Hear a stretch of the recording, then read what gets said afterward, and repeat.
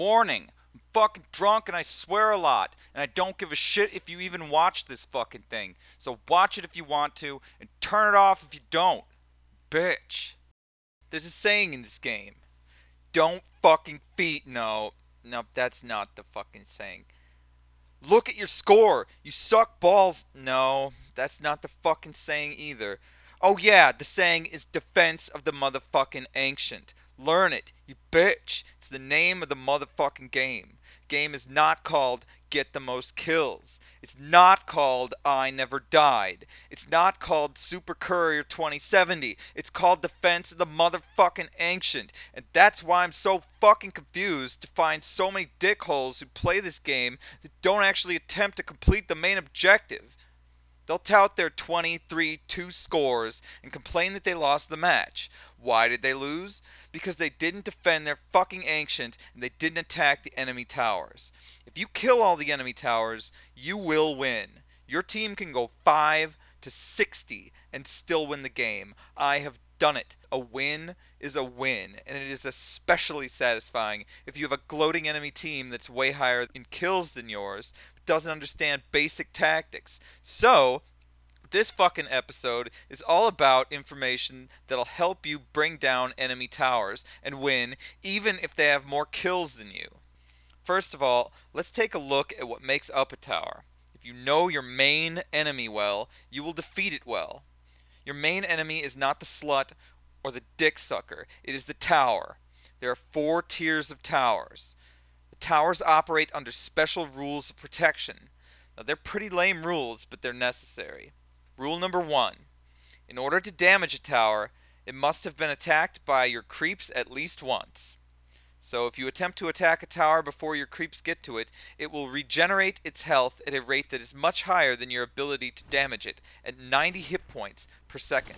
In the past, there were exceptions to this statement, but in recent patches, backdooring or attacking towers before the creeps get to them has become a very poor strategy and is very difficult to pull off. Rule number 2, a tower with a lower tier tower in the same lane is untargetable. That means that you can't even target a tier 2 tower if the tier 1 tower in the same lane is standing. Towers do not regenerate their hit points after they have been attacked by creeps unless the fucking tree ant protector is in play. The tree ant protector is a fucking boss. Omni Knight can also heal towers with his ulti and the scepter, but that's a very late game strategy and really doesn't come into play at all. Now I'm going to take a fucking moment here, pause the fucking video feed, because this is so motherfucking important right now. I just want you to read this shit, listen to me, let it fucking sink in. The order of target priorities for towers are heroes attacking heroes first, followed by creeps attacking heroes, followed by anything attacking the tower itself, followed by anything in the range of the motherfucking tower, which is 700 detometers. Towers change their targets when fucking heroes right-click heroes, even if the motherfucking attack is not successfully executed. So if you right-click a motherfucking hero that's way the fuck away from even the tower range, that fucking tower is still gonna shoot at your ass.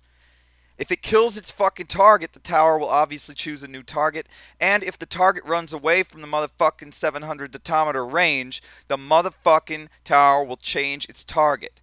Now, most importantly, and fucking pay attention to this, because I cannot stress enough how fucking important this is. If the target changes its target, the fucking tower will reevaluate its target again. Which means that if you're sitting there getting shot by the motherfucking tower, you can fucking change your target to something else, and the motherfucking tower will stop shooting your ass. The best strategy for doing this is to fucking try to deny a creep that you have, which is actually above 50% health. Even the attempt to force attack a motherfucking creep of your own will work to stop the tower from attacking your ass. This is fucking insanely good information to have. Most of the motherfuckers who play this game do not know that they could do that and get fried by that fucking tower when they could just fucking deny a fucking full health creep and then keep right on attacking the tower and not get fucking hit at all by it. A lot of people run out of the fucking tower range, try to keep the motherfucking thing from shooting at them. If there are fucking creeps in front of your ass, fucking try to deny them and then just keep shooting the fucking tower. You will get a lot more damage done this way. Alright, back to your regular fucking scheduled video feed. Bitch. The shots fired from the tower will connect even if you leave the tower range. Check out this clip of a hero running at max movement speed. That tower still fucking got him. If you shadow out while a tower blast is following you, you will evade it. This is especially cool for Ricky and Broodmother. Tower shots can also be tanked by heroes who have the Heart of Tarask, because tower damage does not stop the Heart of Tarask's insane hit point regeneration. Tower shots can be evaded by heroes with evasion abilities or the Butterfly or Talisman of Evasion items. So, let's look at the stats, the 4 fucking tiers of towers. Tier 1 towers have 1,300 hit points, and all other towers have 1,600 hit points. Tier 1 towers do 100 to 120 damage per shot. Tier 2 towers do 120 to 140 damage, and the final towers do 122 to 182 damage, which is significantly more random damage, obviously. Needless to say, a tower can fuck your shit up pretty quick, so respect them and get them killed. One thing that people don't realize is that towers have armor. This is very significant. Not only does it reduce physical damage by a large amount, but it can actually be debuffed. Tier 1 towers attack at the rate of 1 fireball per second, and all others fire every 0.95 seconds. I can barely notice the fucking difference, but it is there. When a tower goes down, the whole fucking team gets a shit ton of money. The hero scoring the last hit on a tower gets even more fucking money. You can deny your towers and reduce the amount of gold the enemy team receives by about 1,000 gold. Do this. Denying towers wins games. It is almost always a good idea to deny the fucking towers. If you deny your fucking tower and destroy the enemy tower, you've won the lane. A hero with an armor reduction item, like the fucking Desolator, can increase incoming damage to the tower by a large amount by simply reducing its armor before attacking. Also, magical damage is generally not fucking affected by armor. However, magical damage does follow certain rules when dealing with towers. There are several magical attacks that affect towers that I will be going through near the end of the fucking video. These specific magical attacks fuck the towers up. Use them if you have the chance. Determining your damage in Dota 2 is a fucking mathematical nightmare, made even worse by the failed guides out there that try to fucking explain it. There's no fucking way that anyone is going to ever get the time to whip out a calculator while they're playing the fucking game to do these motherfucking calculations. At some point, I will do a damage calculation guide that will completely cover the calculation of all damage in Dota 2 and give you the mental shortcuts that I use for all of them. But since this video is about towers, I'm going to give you some basic fucking rules of damage calculation that have already been put through these ridiculous formulas that Dota uses to determine actual damage. Your hero will do 22.75% of the damage that you see in that fucking sword area for each attack that it makes against a tier 1 or 2 tower, and 20% of that damage against a tier 3 tower, 17.9% against the final 2. The easiest way to figure this out quickly is by just dividing your damage by 5 to get a rough estimate, plus or minus 2% or so, as to how much fucking damage you will be dealing per attack. It is obvious to point out that attack speed items will help you deal far more physical damage to towers over time than attack damage items will. Now this is an insane amount of damage reduction, so you have to be aware of it. Creeps damage is reduced to only 45.5% of their attacks, so the creeps are an important part of tower killing. Always try to kill the towers with the creeps, with the exception of maybe Sniper or some other fucking Centaur Warrunner examples. The Desolator will increase all incoming hero and creep damage to the first tier towers by about 20% for heroes and 10% more for creeps, and significantly increase the incoming damage to the other tier towers as well. For tier 3 towers, the Desolator will increase hero damage by about 15% and the creep damage by about 7.5%. Needless to fucking say, the agility heroes do the best damage per second using physical attacks against towers. But the best fucking way to deal with towers is with abilities that target them. For example, Shadow Shaman's wards are capable, at their very first level, from level 6 at the ultimate ability of fucking Shadow Shaman, of doing 45.12 DPS to the first tier towers, and then he can also attack them himself at the motherfucking same time, doing about maybe 20 damage an attack. Even if he dies, the wards will still fucking keep doing damage to the towers. At the final level, they do around 62 DPS, and with the motherfucking scepter, they do around 100 and motherfucking 13 damage per second. Insane. In my opinion, Tower Killer is an extra classification that needs to be added to the groups of classifications of heroes, like Carry or Pusher or Nuker, and that classification needs to be Tower Killer. Should put it right on these fucking cards. The following heroes are classified as Tower Killers by me, and I don't give a fuck if you disagree with me. Centaur Warrunner, Sniper, Pugna, Death Prophet, Shadow Shaman, Alchemist, Phantom Lancer, Broodmother, Clinks, Windrunner, Meepo, Nagasiren, Troll Warlord, Enigma, Visage, Warlock, Lone Druid, Leshrac, Chaos Knight, Lycanthrope, and Nature's Motherfucking Prophet. I believe, like the Carry, having at least one fucking Tower Killer in your team will greatly increase your chances of winning the fucking game. I've tried playing games with the whole team of Tower Killers, and we finished in 20 minutes. Also, did I mention that the motherfucking Tree Ant Protector is a fucking boss? Certain abilities fuck up towers so fucking bad. I'm not going to cover all of them, but I'm going to mention the powerful ones. The Desolator fucking destroys towers. That makes it fucking awesome. It'll turn any motherfucking hero in the motherfucking roster into a tower killer. Death Prophet's spirits can take down a tower in 7 fucking seconds. She and the Shadow Shaman are the ultimate fuckover for towers. This means that even if it's attacking the Death Prophet at full health with 1200 hit points, that she will win the conflict. Shadow Shaman's wards fuck towers up. One set of wards will destroy a tower by themselves.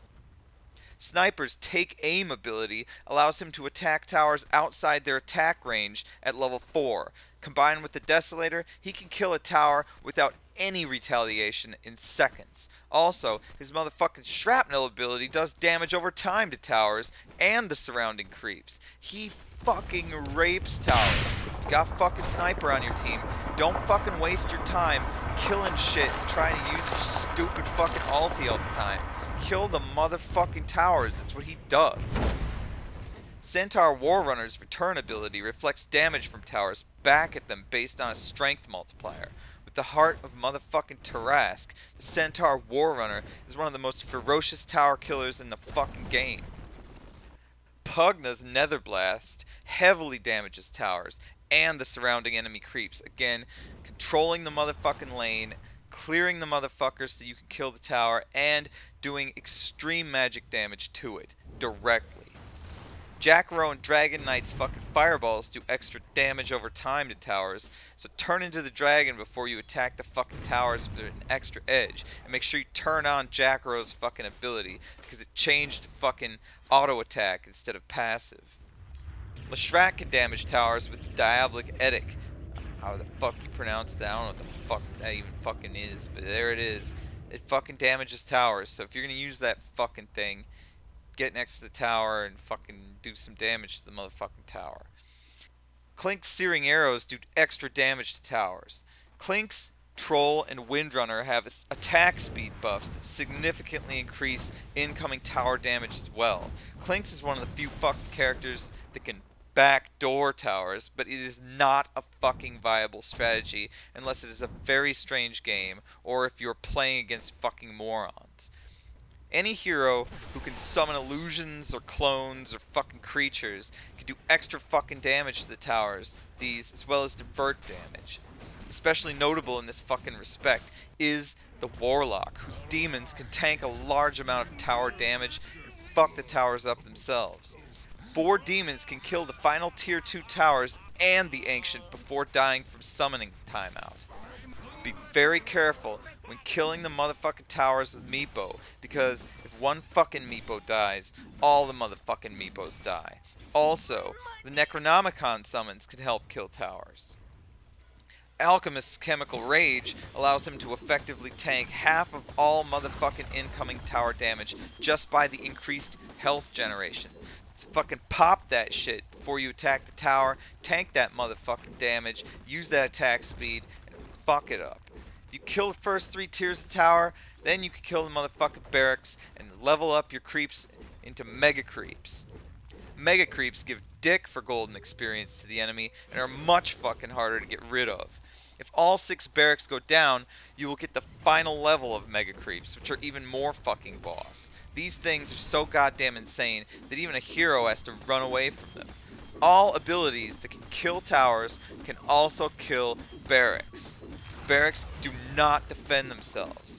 Ranged barracks do not regenerate hit points, and melee barracks do regenerate hit points. Melee barracks are a more priority target than ranged barracks because 3 creeps will upgrade into mega creeps if you kill the motherfucking melee barracks, but it's much safer to go for the ranged barracks if you think you're not going to be able to pull off the kill. When attacking a tower, it's important to surf the fucking creep wave, killing all the motherfucking enemy creep resistance as soon as possible. Creeps do outstanding fucking damage to towers, and the catapults specifically target towers even when under duress.